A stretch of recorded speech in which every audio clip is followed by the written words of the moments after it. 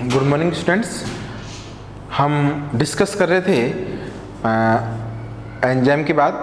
अब एंजाइम के बाद आपकी जो थर्ड यूनिट है उसमें जो चैप्टर्स इंक्लूड हैं वो है फोटोसिंथेसिस, प्रकाश संश्लेषण, रेस्पिरेशन श्वसन, नाइट्रोजन मेटाबॉलिज्म, नाइट्रोजन उपापचय and nitrogen cycle, and fourth है प्लांट ग्रोथ एंड हार्मोन्स। तो स्टूडेंट जो थर्ड यूनिट है ना, ये थर्ड यूनिट अपन 11th में भी डिस्कस कर चुके हैं और मेरा मानना है कि ये जो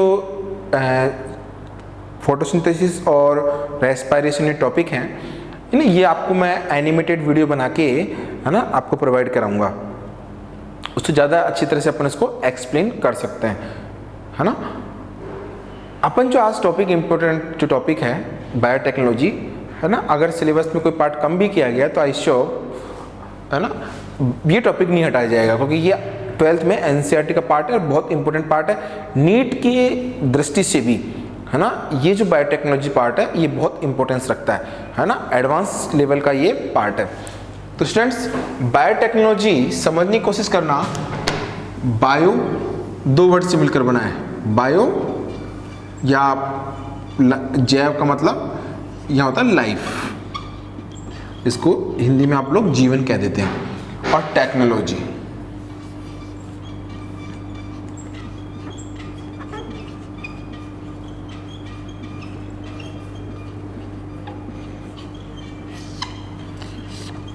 तो बायोटेक्नोलॉजी मीन्स लाइफ के अंदर कोई ना कोई टेक्निक इंक्लूड करना, दैट इज बायोटेक्नोलॉजी।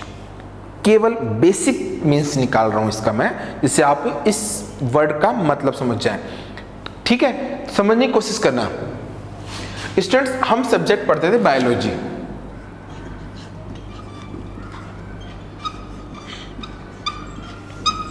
बायोलॉजी में क्या है, कोई भी चाहे प्लांट हो चाहे एनिमल हो, हम क्या डिस्कवर करते थे, क्या स्टडी करते थे, उसकी मॉर्फोलॉजी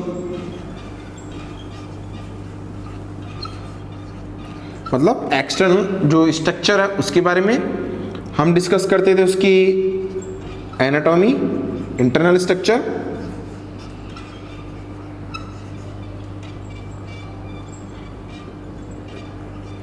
और या हम स्ट्रक्चर करते हैं उसकी फिजियोलॉजी।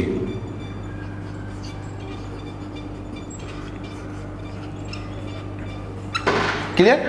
अब उसकी मॉर्फोलॉजी, एनाटॉमी या फिजियोलॉजी में अगर कोई चेंजमेंट है तो मेडिकल साइंस में क्या है, मेडिसिन के थ्रू, सर्जरी के थ्रू इस चीज को क्या है सॉल्व किया जाता। लेकिन अब समय के साथ इसके अंदर एक वर्ड और इंक्लूड कर दिया गया, टेक्नोलॉजी। समझने की कोशिश करना कि क्या स्कोप रखती है कि जैसे कोई लिविंग ऑर्गेनिज्म है, अपने नेचुरल फिनोमिना के अकॉर्डिंग वो कोई फंक्शन कर रहा है ना, उसका इंपॉर्टेंस है। अब टेक्निक कहती है कि इसके अलावा हम इससे और कौन सा वर्क करवा सकते हैं। जैसे बैक्टीरिया है, बैक्टीरिया अपना काम कर रहा है, लेकिन आज बैक्टीरिया का यूज कई लेवल पे इंडस्ट्री, जो आपके डेयरी इंडस्ट्री है उसके अंदर हो रहा है, आपकी जो वैक्सीन इंडस्ट्री है, मेडिसिन इंडस्ट्री है उसके अंदर हो रहा है, वेस्ट जो वाटर ट्रीटमेंट है वहाँ पर उसका यूज हो रहा है। तो आप एक लिविंग फॉर्म को कई स्कोप में क्या कर रहे हैं, यूज कर रहे हैं, है ना। तो ये होती है टेक्नोलॉजी। तो आप लाइफ को थोड़ा सा मॉडिफाइड करके आप उसको किसी अदर वर्क में काम ले रहे हो, है ना, कि भाई ये काम करती है, इसके अलावा हमसे और कोई काम क्या करवा सकते हैं। तो उसके जो जेनेटिक स्ट्रक्चर है, जेनेटिक जो मटेरियल है उसमें कोई चेंजमेंट करके आपने उसको मॉडिफाइड कर दिया, है ना, टेक्नोलॉजी ऐड कर दी, तो इसको अपन बोलते हैं बायोटेक्नोलॉजी। क्लियर। तो वास्तव में हम क्या है, लाइफ में टेक्नोलॉजी ऐड करके, है ना, क्या करते हैं, जो माइक्रोब्स हैं, प्लांट हैं, जो एनिमल सेल्स हैं, है ना, उसके कई एडवांटेज क्या हैं हम लेते हैं।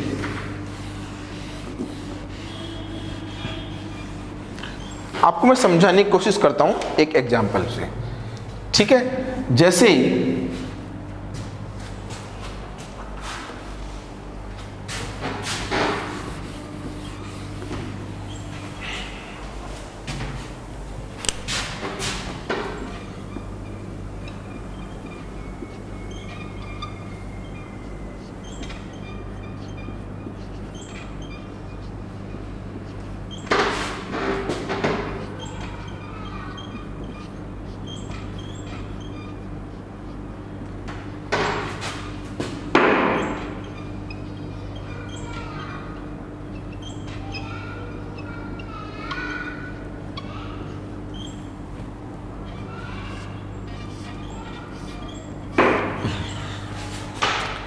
देखो, सीखने की कोशिश करना।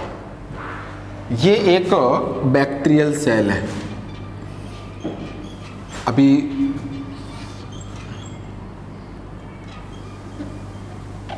ये एक बैक्टीरियल सेल है।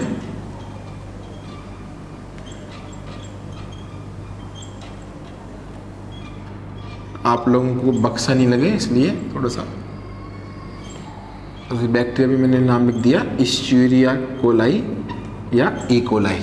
ठीक है, बैक्टीरियल सेल में क्या होता है, ये इसका मेन डीएनए है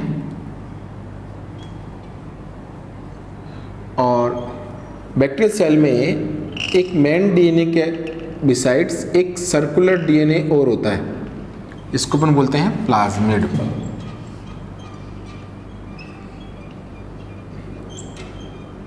बेटा ये वर्ड अब याद रखना, प्लाज्मिड है ना, आपके प्रैक्टिकल में भी है और बहुत ही इंपॉर्टेंट चीज़ है ये प्लाज्मिड। क्या है, बैक्टीरियल सेल में मेन डीएनए के बिसाइड्स एक सर्कुलर नेक्ड सर्कुलर डीएनए मिलता है, उसे अपन को बोलते हैं प्लाज्मिड। सर्कुलर दिख रहा है, नेक्ड का मतलब होता है इसमें हिस्टोन प्रोटीन नहीं पाई जाती। हिस्टोन प्रोटीन क्या होती है ये अपन डिस्कस करेंगे। इसका क्या है, मेन डीएनए है, ये लिखने की जरूरत है। अब एक बात सुनना, जो डायबिटीज के पेशेंट हमारे अंदर क्या होता है कि हमारे जो पैनक्रिया है, उसकी बीटा सेल है ना, वो एक हार्मोन सीक्रेट करती है इंसुलिन। ये इंसुलिन क्या करता है, हमारे ब्लड में ग्लूकोज के लेवल को क्या है, मेंटेन करता है। हमारे ब्लड में ग्लूकोज का लेवल ये है, अगर ग्लूकोज का लेवल बढ़ता है तो इंसुलिन क्या करता है, इस बढ़े हुए लेवल को कम कर वापस अपने जो लेवल है उसमें लाने की कोशिश करता है। अगर आपके ब्लड में ग्लूकोज का लेवल कम हो रहा है तो इंसुलिन इसको वापस बढ़ाकर आपके ब्लड में ग्लूकोज के लेवल को मेंटेन करने की कोशिश करता है। बढ़ रहा है तो कम करके, कम हो रहा है तो बढ़ा करके। अब ये ऐसे कैसे कर पाता है, देखिए सुनो, अगर आपने खाना खाया, एक्सेस क्वांटिटी में आपने खाना खाया तो आपके ब्लड में एक्सेस क्वांटिटी में ग्लूकोज जाएगा, अपनी बात कर रहे हैं। तो एक्सेस ग्लूकोज को ये इंसुलिन क्या करता है, हमारे लीवर के अंदर किस में कन्वर्ट कर देता है, ग्लाइकोजन में। क्लियर, एक्सेस ग्लाइकोजन फिर फैट में कन्वर्ट हो जाता है। लेकिन अगर आपने खाना कई दिन से नहीं खाया है, आपके बॉडी में ब्लड में ग्लूकोज कम है, तो इंसुलिन क्या करता है, आपके लीवर में जो ग्लाइकोजन है उसको वापस कन्वर्ट करवाता है किसमें, ग्लूकोज में। तो आपके ब्लड में वापस ग्लूकोज मेंटेन हो जाता है। तो इस तरह से ये काम करता है लीवर की हेल्प लेके। पर और इस तरह से क्या होता है, आपके ब्लड के अंदर ग्लूकोज का लेवल क्या होता है, मेंटेन रहता है। इस ग्लूकोज के ब्लड में ग्लूकोज का लेवल मेंटेन होने से क्या फायदा है, देखिए हार्ट अपने एक लेवल से पंप कर रहा है ना, इसकी एक स्पीड फिक्स है ना, ये अपने एक जो स्पीड है उससे पंप कर रहा है, तो उसी स्पीड से इसमें क्या है, ब्लड जाना चाहिए। क्लियर, आपने पढ़ोगी विस्कोसिटी, अगर कोई चीज ज्यादा पतली है तो वो तेज फ्लो होगी, ठीक है, अगर कोई चीज ज्यादा गाढ़ी है तो वो धीरे फ्लो होगी। अगर पतली और ज्यादा गाढ़ा ब्लड होगा तो क्या होगा, वो कभी ज्यादा जाएगा कभी कम जाएगा। इसलिए क्या कर रखा है नेचर ने, ब्लड में ग्लूकोज का लेवल मेंटेन करवा रखा है कि हाँ भाई इस स्पीड से ही क्या होगा, ब्लड आपके हार्ट के पास जाएगा। अगर ब्लड में ग्लूकोज लेवल कम होता है तो इंसुलिन वापस ब्लड में ग्लूकोज का लेवल बढ़ा के उस वेलोसिटी को मेंटेन करने की कोशिश करता है, और अगर मान लीजिए बढ़ गया तो वो वापस कम करके उसकी वेलोसिटी को, मतलब ब्लड की जो विस्कोसिटी है उसको मेंटेन करता है इंसुलिन। क्लियर, लेकिन जो डायबिटीज के पेशेंट्स हैं उनके अंदर ये इंसुलिन हार्मोन नहीं बन पाता, तो क्या होता है कि खाना खाते उनके ब्लड में शुगर की क्वांटिटी बढ़ जाती है, कभी अचानक शुगर की क्वांटिटी कम हो जाती है, उनको टाइम पे खाना चाहिए है ना, उनका बीपी जो शुगर है जो लेवल वो कम हो जाता है। तो ये सब इंसुलिन के लिए होता है। तो पहले क्या करते थे कि इस इंसुलिन की पूर्ति के लिए जो आपके पिग है, पिग के पैनक्रियास से इंसुलिन आइसोलेट किया जाता था और उसके इंजेक्शन लगाए जाते थे पेट के अंदर। आजकल पैरों में लगाने लग गए है ना, आजकल तो पहले की बात बता रहा हूँ कि इस पिग से तो कई इथिकल इश्यू थे जिसके कारण लोग इसको लगवाना पसंद नहीं करते थे। लेकिन अब इंसुलिन कैसे लिया जा रहा है वो सुनना, टेक्निक। भाई इधर आप देख रहे हैं ना, देखो बायोटेक्नोलॉजी का मतलब समझाने के लिए मैं आपको पूरी प्रोसेस समझा रहा हूँ। ये ई कोलाई है ना, ये अभी इंसुलिन का प्रोडक्शन नहीं कर रहा है ना, ये एक सिंपल लाइफ है। अब होता क्या है समझने की कोशिश करना।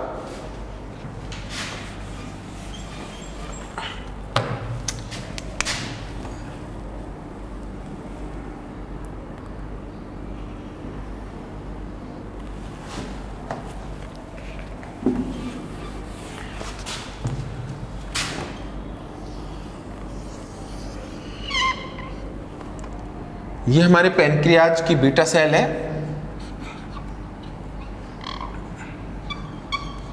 और मान लीजिए ये डीएनए है। न्यूक्लियस भी बनाया था, वरना आप कहेंगे सर इसमें आपने न्यूक्लियस नहीं बनाया।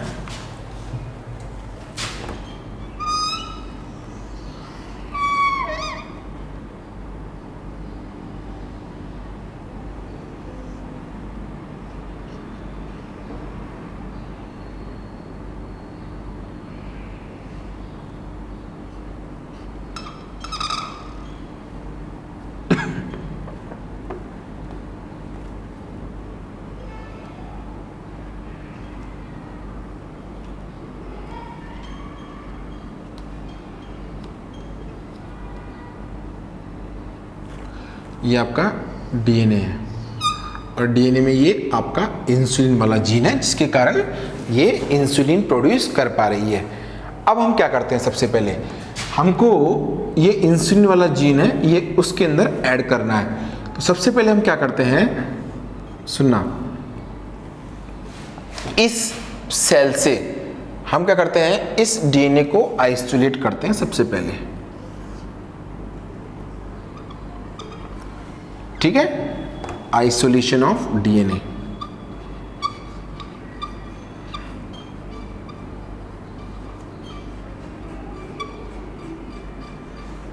क्लियर?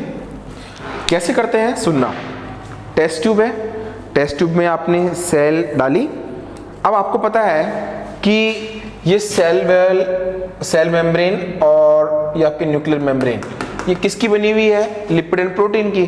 तो आप इसमें डाल दें लाइपेज एंड प्रोटीएज एंजाइम। तो जब आप इसमें लाइपेज एंड प्रोटीएज एंजाइम डाल देंगे तो लाइपेज एंड प्रोटीएज एंजाइम डालने के बाद इसकी जो ये मेम्ब्रेन है ये क्या होगी, डिस्ट्रॉय हो जाएगी, डाइजेस्ट हो जाएगी।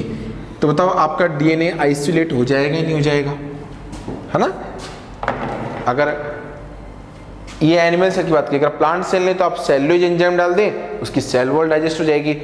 फंजाई की सेल है, फंगस सेल है, उसकी सेल वॉल किसकी बनी होती है, काइटिन की। उसके ऊपर आप काइटिनेज एंजाइम डाल दें तो क्या होगा, उसकी जो मेम्ब्रेन है, सेल मेम्ब्रेन है, वो सेल वॉल है, वो क्या होगी, डाइजेस्ट हो जाएगी।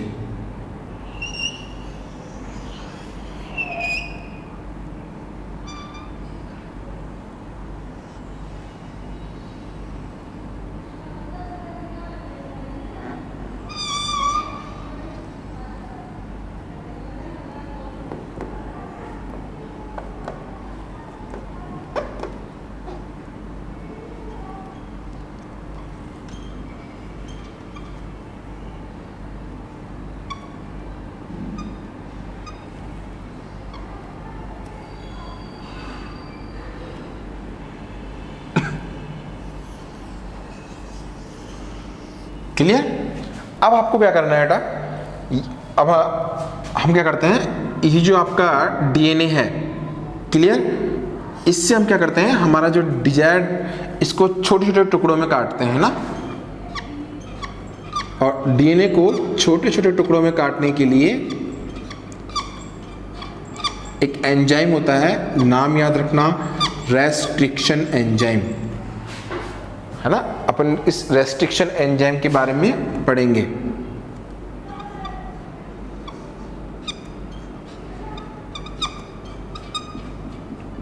और किस एंजाइम से, रेस्ट्रिक्शन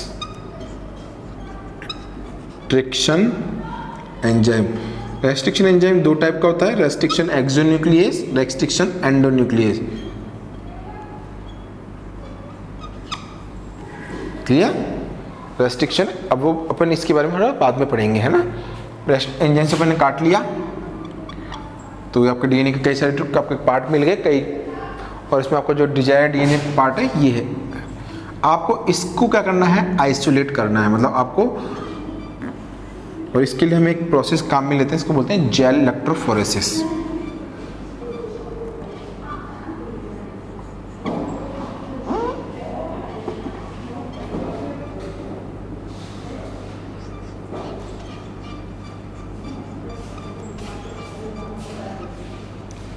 जेल इलेक्ट्रोफोरेसिस टेक्निक से क्या होगा, आप अपना डिजायर्ड जो डीएनए फ्रेगमेंट है वो अलग कर लेंगे।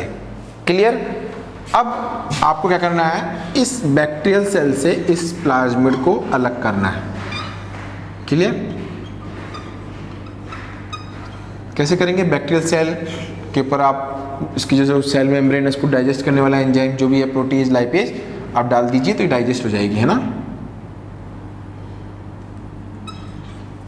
क्लियर। अब एक बात, आपने जिस एंजाइम से, रेस्ट्रिक्शन एंजाइम से इसको काटा है, उसी रेस्ट्रिक्शन एंजाइम से आप इसको भी कट करिए।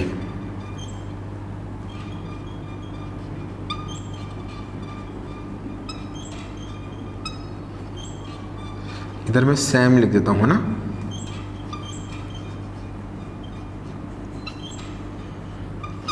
और सैम रेस्ट्रिक्शन एंजाइम से आपने इसको कट करा, ये कर दिया कट। और कट करने के बाद अगली स्टेप क्या है, आपने इन दोनों को जोड़ दिया।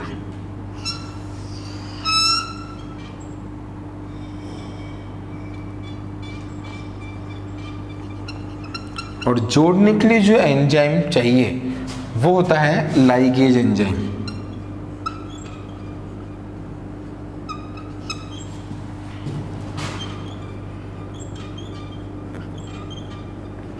बेटा ये जो डीएनए कहलाएगा, इंपॉर्टेंट वर्ड, इसको बोलते हैं रिकॉम्बिनेंट डीएनए।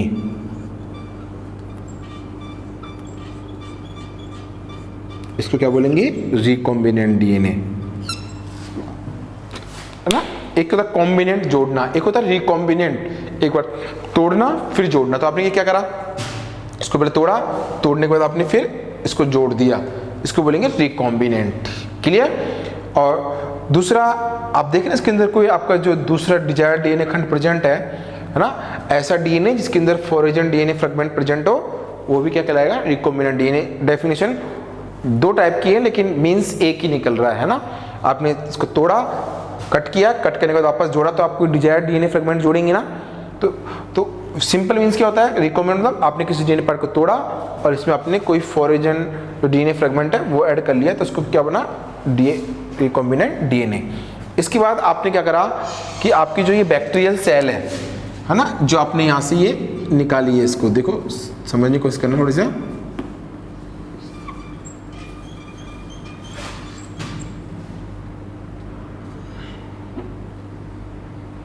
ये जो बैक्टीरियल सेल है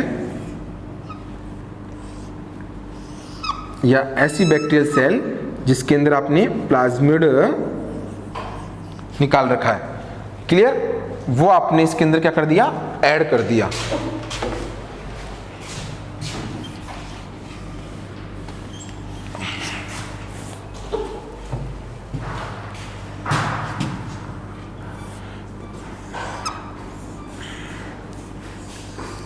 insertion of DNA in host cell.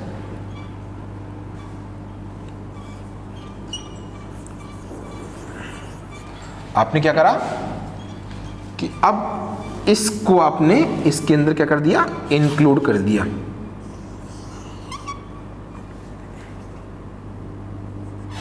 Clear. अब जो ये बैक्टीरियल सेल है, क्लियर, ये क्या कहलाएगा,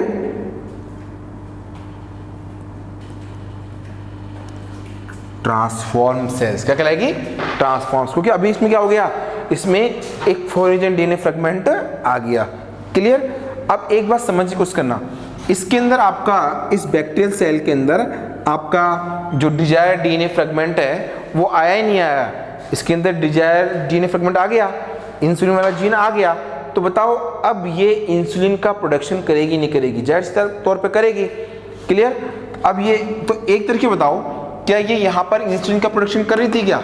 नहीं कर रही थी। आपने इतनी सारी टेक्निक ऐड करी और अब इसको कैपेबल बना दिया, किसके लिए? इंसुलिन प्रोडक्शन के लिए। तो बताओ, यही तो मैं आपको सिखाना चाह रहा हूं कि बायोटेक्नोलॉजी आपके एक नई ब्रांच के रूप में क्या है? एस्टैब्लिश्ड है ना। ऐसे डीएनए को काटना और जोड़ना, ये जो कहलाती है जेनेटिक इंजीनियरिंग, है ना। जेनेटिक इंजीनियरिंग, ये सब चीजें बायोटेक्नोलॉजी तो चलो एक स्कोप है, लेकिन ये जो डीएनए को कट करना, नया डीएनए डालना, ये जेनेटिक इंजीनियरिंग के अंदर आता है, जिसके अंदर डीएनए को की हेर फेर की जाती है। एक चीज और, यहाँ पर एक टेक्निक और बहुत जरूरी होती है, वो है स्टरलाइजेशन मेथड। बेटा आप जितने भी इंस्ट्रूमेंट यहाँ पर काम में ले रहे हैं, क्लियर, वो सब स्टरलाइज होने चाहिए, क्योंकि अगर उसमें जरा सा भी माइक्रोब्स प्रेजेंट हुआ तो वो आपके एक्सपेरिमेंट को डिस्टर्ब कर देगा, खराब कर देगा, है ना। मैंने उसमें कई बार इसको टिश्यू कल्चर के अंदर मैंने कई बार एक्सपेरिमेंट करके देखा, लेकिन हर बार कहीं ना कहीं से माइक्रोब घुस जाता है। लेकिन मैंने बहुत सेफ्टी से यूज करा, लेकिन लास्ट में रिजल्ट नहीं निकल पाते। तो एक तरीके से इसमें बहुत इंपॉर्टेंट मेथड कौन सा होता है? स्टरलाइजेशन मेथड, जहां पर आपको इन चीजों का ध्यान रखना पड़ता है कि कहीं भी आपके कोई भी बैक्टीरियल सेल इसके अंदर क्या है? इंक्लूड नहीं हो पाए। तो अब ठीक है, आपके पास एक सेल में आपने करा, ठीक है, आपने एक सेल के अंदर अगर इंसुलिन ऐड करा दिया तो ज्यादा ज्यादा क्या होगा? ये एक ड्रॉप कंसिडर कर रहे हैं, एक ड्रॉप इंसुलिन बना रही है, लेकिन आपने बैक्टीरियल सेल की फिनोमिनास पढ़ी है कि ये 1 मिनट में अपनी 1000 कॉपी तैयार कर लेती है। तो अब हम यहाँ पर क्या कराएंगे? टिश्यू कल्चर कराएंगे। एक सिंगल सेल है, तो अब हम इसका क्या कराएंगे? टिश्यू कल्चर कराएंगे। क्लियर? इसका हम कराते हैं टिश्यू कल्चर। टिश्यू कल्चर कराएंगे तो क्या होगा? मैं फिर कह रहा हूं, टिश्यू कल्चर कराना ठीक है, पढ़ने में तो बहुत इजी प्रोसेस है, लेकिन जब इन चीजों को प्रैक्टिकल अप्लाई किया जाता है ना, बहुत डिफिकल्टीज क्रिएट होती हैं, बहुत डिफिकल्टीज, है ना। अलग से एक टिश्यू कल्चर लैब बनाई जाती है, जहां पर आउटर जो एयर है वो अंदर नहीं आ पाती, है ना। आप जब अंदर आते हैं तो आपको उस रूम को स्लाइस करना पड़ता है, आपको अपने अलग से ड्रेस पहन के जानी पड़ती है, जिससे कोई बैक्टीरिया आपके, है ना, आजकल आप लोग पीपी किट पहनते हैं ना, उस तरह की पहन के जानी पड़ती है। आपके माउथ पे जो है मास्क लगाना पड़ता है, आपके हाथों को स्लाइस करना पड़ता है ना। उसके बावजूद भी, है ना, लेमिनार फ्लो पढ़ेंगे अपन, मैं आपको बताऊंगा लेमिनार फ्लो, कुछ ऐसे इंस्ट्रूमेंट होते हैं। एक मैं एनिमेटेड वीडियो बनाऊंगा, उसके अंदर मैं इन सब चीज़ों को इंक्लूड करूंगा, क्योंकि अपने प्रैक्टिकल में भी है। ये टिश्यू कल्चर है, इसके अंदर आपने जो कल्चर मीडियम रख लिया, कल्चर मीडियम जो बैक्टीरियल को न्यूट्रिएंट के फॉर्म में चाहिए, तो आपने इसमें एक सेल रख ली। क्लियर? अब समय के साथ क्या होगा? ये सेल अपनी कॉपी करती हुई जाएगी और कई सारी सेल बना लेगी। ये तो प्रैक्टिकल लेवल पे है। इंडस्ट्रियल लेवल पे बायोरिएक्टर का यूज किया जाता है, यहाँ पर बड़े बड़े, है ना, कंटेनर यूज किए जाते हैं। मतलब प्रैक्टिकल लेवल पे बात कर रहे हैं, अपन सीखेंगे सारी चीजें। और बाद में ये क्या करेगी? इंसुलिन बना लेगी। अब यहां से हम जो इंसुलिन निकाल रहे हैं,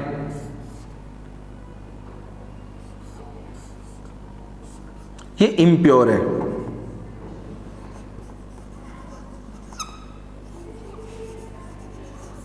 इसमें कुछ होता है, बैक्टीरिया के पार्ट प्रेजेंट है, फॉर्म प्रेजेंट है, कल्चर मीडिया का पार्ट प्रेजेंट है, तो हम इसको प्योर करेंगे। इसको बोलते हैं डाउन स्ट्रीम प्रोसेसिंग। और आपके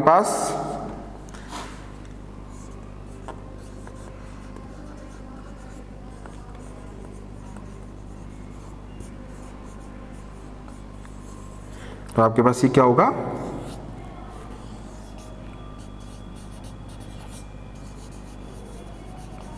प्योर इंसुलिन आ जाएगा। क्लियर? तो मैं आपको सिखा रहा था, क्या सिखा रहा था मैं आपको, कि इस तरह से क्या है, आपने एक बैक्टीरियल सेल को इंसुलिन प्रोडक्शन में कैपेबल बना लिया, तो आपने क्या है, टेक्निक यूज कर ली। तो स्टूडेंट्स, इस चैप्टर के अंदर, है ना, जो बायोटेक्नोलॉजी के आपके 3 चैप्टर हैं। तो फर्स्ट में तो हम बेसिक इंट्रोडक्शन पढ़ेंगे, है ना, आप पढ़ना, थोड़े से नोट्स अपन उसके तैयार कर लेंगे। उसके अगले चैप्टर है उसके अंदर हम टेक्निक्स पढ़ेंगे, है ना, तो है ना, तो वो सब इसी पे बेस्ड है। आप ये डायग्राम बना लें एक बार, है ना।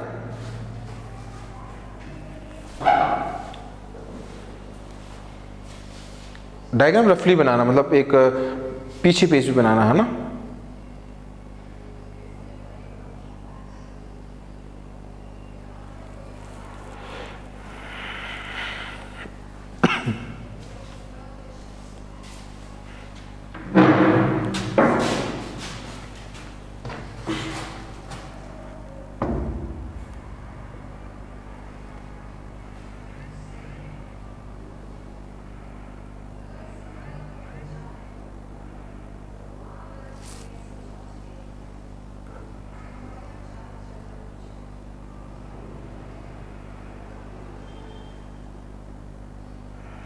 लेसन नंबर 14,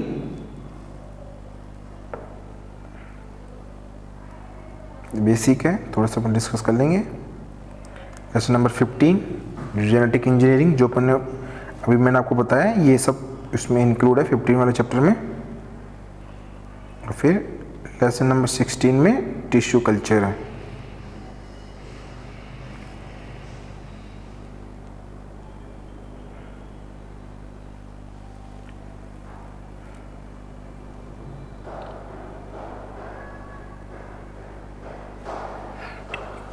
बेटा मेरे कहने का मतलब ये है कि ये जो प्रोसेस है ना, ये आपके समझ में आ जाना चाहिए। अगर आपको ये समझ में है तो फिर मैं आपको हर जो टॉपिक आ रहा है ना, उसको आपको बहुत अच्छी तरह क्लियर कर पाऊंगा। जैसे ये है, ये जो चीज़ है ना, ये आपके लेसन नंबर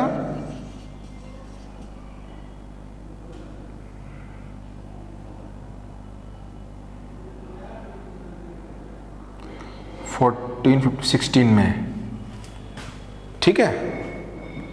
इसके बाद ये जो प्रोसेस है आपका पूरा लेसन नंबर 15 में है।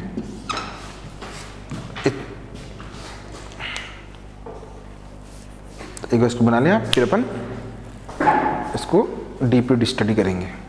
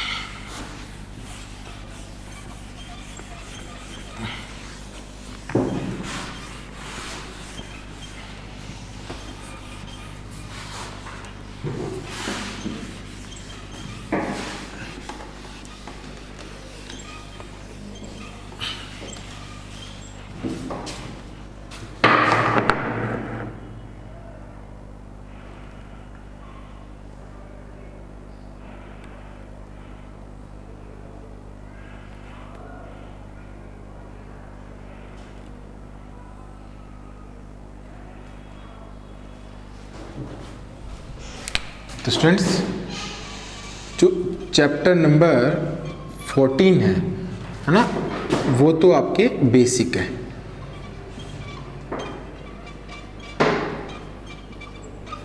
वो तो आपके क्या है, बेसिक, क्लियर। और जो चैप्टर नंबर 15 है, अभी अपन ने जो भी टेक्निक्स एक बार डिस्कस करी है ना, जिसको मैंने कहा था जेनेटिक इंजीनियरिंग, है ना।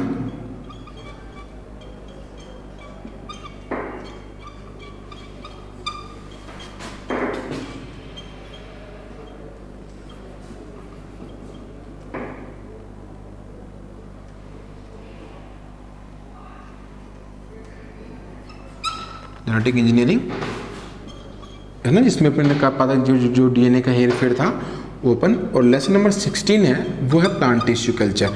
ठीक है, अपन ने यहाँ पर छोटे स्टेप में पढ़ा, लेकिन यहाँ पर ये डीपली है।